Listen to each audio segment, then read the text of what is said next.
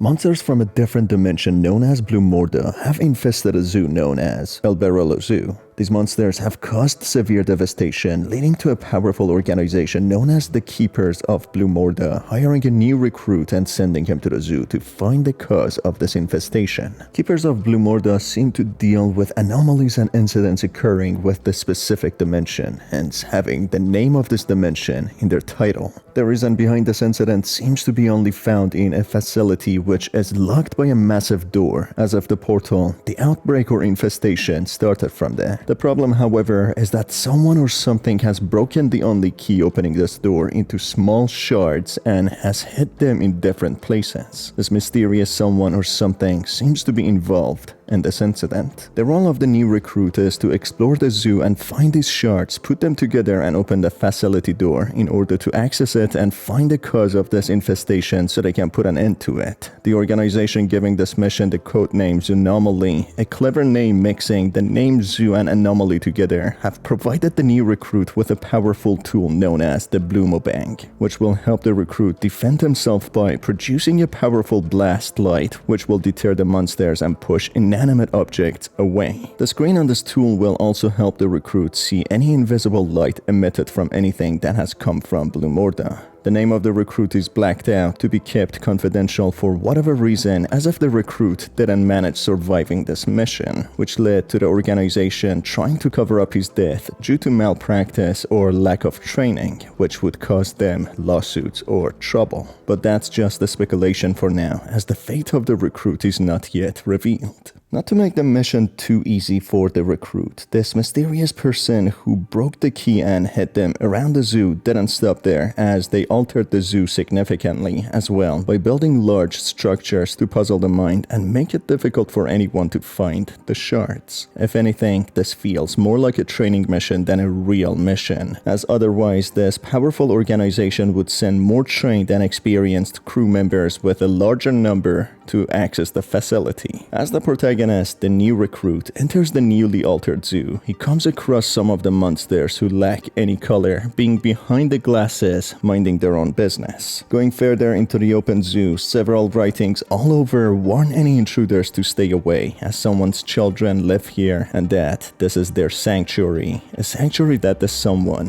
has created. This already gives the new recruit some ideas to why this infestation occurred. It seems as if the person who broke the key and altered the zoo is an anomaly, possibly from Blue Morda, who brought all these monsters who happen to be the children of the culprit. Exploring the zoo and seeing some of the animals, it becomes clear that these monsters have merged with the animals within the zoo, being just like the host animals, acting like them yet having deformed, monstrous appearance. Using the boom spectrum screen, the recruit manages spotting the location of each key shard and present infested animal in each enclosure of the zoo. The animals, which were once small and non-threatening, now seem to be enlarged, having large sharp teeth and under a lot of stress, as if this infestation has caused them anxiety and anger, hence why they are very aggressive and threatening. Exploring the zoo some more, it becomes evident the infestation not only targeted the animals, but it also can cause humans to deform, as the zookeeper within the zoo at the time of the infestation had become affected, becoming a monster similar to the other animals. The zookeeper is as aggressive as the other animals, losing his reasoning ability, just being instinctive and attacking the recruit as soon as he notices him. After seeing how this infestation has caused the monkeys, cats, and many more animals deform, the protagonist goes to the aquarium where he sees a gigantic monstrous fish swimming in an enclosure much smaller for something of that stature, displaying how this interdimensional infestation or disease causes animals to become infected and that monsters are not sent from the other dimension here. That is unless the disease itself is some sort of a parasite that lives within the host body and transforms their appearance to such monstrous beings. What is not clear is who is the someone who opened this portal and is referring to the now monstrous animals as their children. If this interdimensional infestation is just a disease, why would they be addressed as children? After encountering some more monstrous animals, the recruit manages manages to collect all the shards and put the key back together, opening the massive door. This leads him to the bottom of the zoo where he encounters another monstrous being protecting a machine known as Bloom Machine, which has been the cause of the portal opening and causing the havoc from another dimension.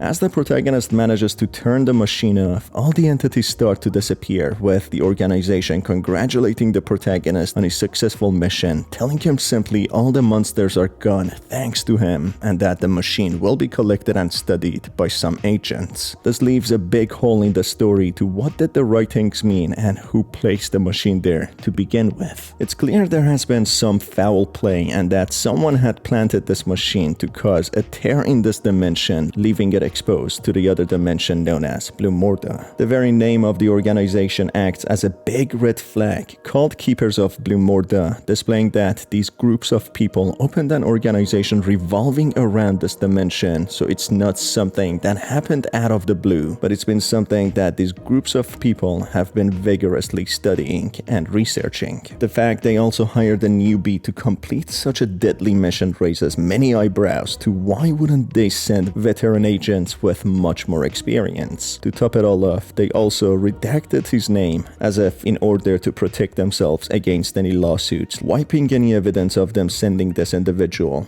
to this mission. We also don't know who set up this machine, which seemingly opened the portal, which ended up making all the monsters disappear after being shut down. So my personal theory is that KOB, Keepers of Blumorda, were in fact the culprit behind this chaos. It seems as if they intentionally set this device up to open a portal to explore this mysterious dimension, but somehow it backfired on them, not going according to plan, so they hired an unnamed recruit to do their damage control. And if in any case he would fail, they would not take any blame, wiping any trace of their connection and involvement with this individual.